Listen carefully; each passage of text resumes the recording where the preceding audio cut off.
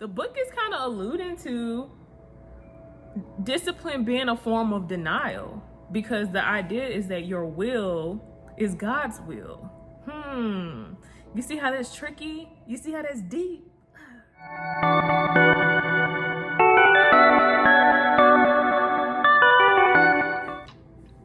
Peace, y'all. Hey, it's been a long time. I shouldn't have left you. You know, it's taken a lot for me to get back in front of this camera. It's taken a lot for me to finish a book. I'm not gonna blame it on anything. I'm not gonna make no excuses. We're just gonna get into the review.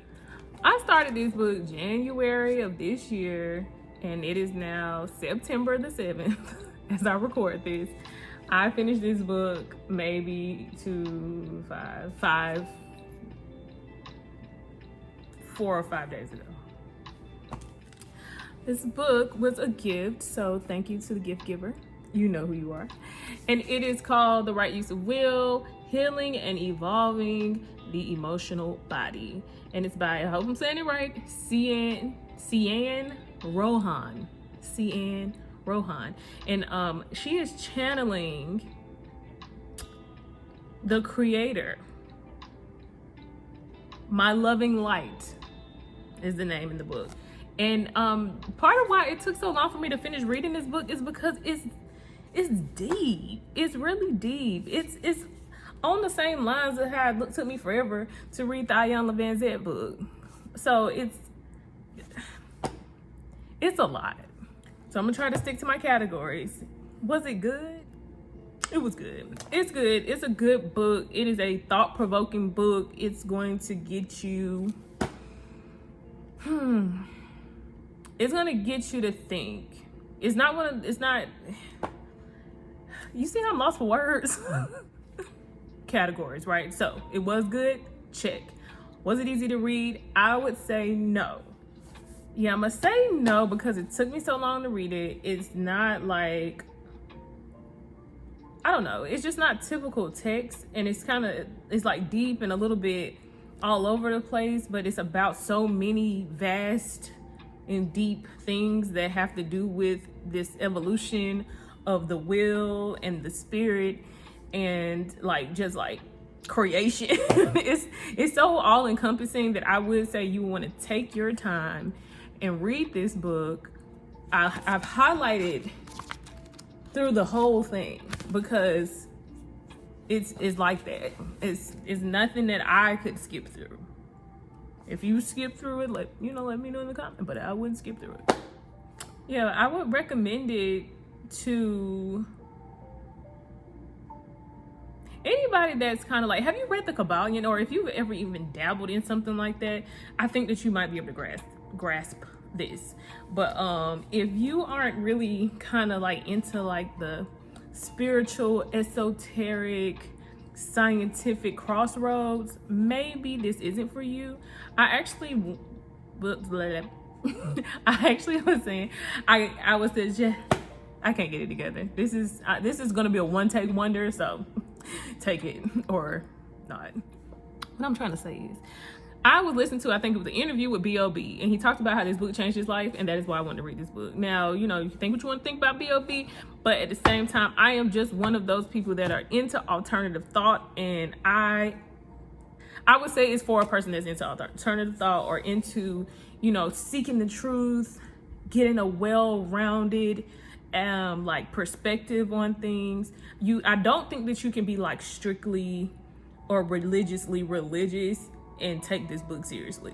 That's just my opinion, because it may be slightly offensive to read text that's coming from someone other than your God, even though from what I gathered from the book, it's not like a denominational type of situation. This is like a universal presence that is talking about everything under the sun. And this is the first of, I think, 7 books.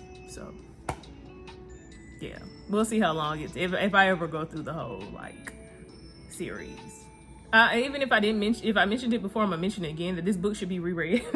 This is definitely material that has to be gnawed on. It should be savored. It should be, taken in by all the senses and, applied carefully. applied carefully. So I wrote down some key points, some things that I learned, some takeaways, and I have a list because, you know, I don't want to go on and on. So some of this stuff is just me generalizing, and then some of it is literally like quotes. So here's some of it. Be kind to yourself. That is a general theme in this. Like, there's nothing that can be fixed if nothing is fixed. I know that's what am I saying, right? But the whole book talks about denials, right? And recognizing where your denials are, like, and how I kind of visualize that is like wherever you have holes or wounds or spaces in your personality and your psyche and your spirit that aren't, you know, like at a good space, you know, it's triggers, you know? So the denial and the trigger go hand in hand. Like, I'll just be very transparent with y'all. One of my triggers is talking about my weight or just weight in general. That's a whole nother ball game. But I'm just so we can have like an example of a denial would be something that, you know, you can't get a grasp on all the way. It's a thing for you. It kind of feels like, you know, it kind of hurts. It might not like be like oozing with pain, but it hurts. The book also kind of alludes to like having this idea that everything is working in tandem with one another. Like all is all and everything is everything. And yeah, and I believe that. I have to believe that for the sake of my sanity. This book speaks a lot about not passing judgment, being in full alignment, mind, body, spirit, soul. And here's the quote. Discernment in observation and in evaluation, learning and experiencing all can take what? So let's try again, folks. Discernment in observation and evaluation, learning and experiencing can all take place without judgment. I'll say that again because it looks confusing. So discernment, observation, evaluation, learning, experiencing can all take place without judgment. You see, I had to pull the paper up for that one.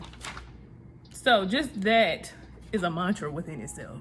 You can do all things without judgment if you work at it. Of course, we can't delve into any of these things without speaking about the ego, right? Talking about the earth, talking about spirits, talking about lost civilizations, and the earth being inhabited by different vibrational beings, different species, like mixtures of the old world and the new world. The mythos of times before, civilizations before, alien life, and how we're all kind of mixed up in this thing together, and that's kind of created some of our discourse. I felt that this was like really, really interesting that this was even brought up. Like having unwanted children breeds people who have issues making choices or will override other people's choices and wills. And then talking about discipline in this way. So let's define discipline real quick. So discipline is a direct result of undermining the will. Oh, I'm sorry, that's the book's that's what the book said. So we'll start there then. The book said discipline is a direct result of undermining the will, which is very interesting because I felt like all I need in my life is discipline. If I was more disciplined, like that's the shit that goes on in my head. But the book is saying otherwise. The book is kind of alluding to discipline being a form of denial because the idea is that your will is God's will. You see how that's tricky? You see how that's deep? So the real definition of discipline is the practice or training of people to obey rules or a code of behavior using punishment to correct disobedience. So I can understand how that undermines the will. I can. And the whole idea is to recover your will, to become one with yourself and spirit, your will, ego, all of that stuff aligned. This book is simply put about acceptance. Here's another quote. Spirit cannot be fully present if the will is denied. That's real simple and that's real. Another quote. Karma is not payment of debts to others so much as it is a manifestation of the person's held belief, systems, judgments, and limitations. Let me say it again for the people in the back. Karma ain't about other folks. It's about what you think, feel, and believe in your heart about you and how that projects on forever and ever. Amen. So that's a little translation for you. The Right Use of Will is the name of the book, but right under it, it says healing and evolving the emotional body. That's what this is about. That's the all-encompassing message here. Healing and evolving the emotional body, which is very important these days. Like, this whole book is about saving the world. And we can't save the world if we're all in denial and feeling some type of way and judgmental about everybody and on this team and that team and not understanding that everything got a time, a place, and a way. And yeah, healing yourself is healing the world.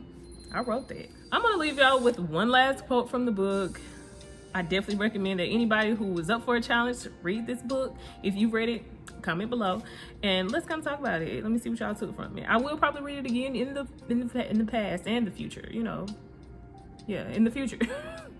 Wherever the hell I'm at. But I'm gonna leave you guys with this. The book says, if something has happened, it cannot be denied. If something has happened, it cannot be denied. And I'm gonna leave that there. Boop. This it. I'll see y'all next time. Peace. This is Franco. I want to thank y'all for tuning in. Please like, share, and subscribe, and follow me on Instagram, Big Franco the One.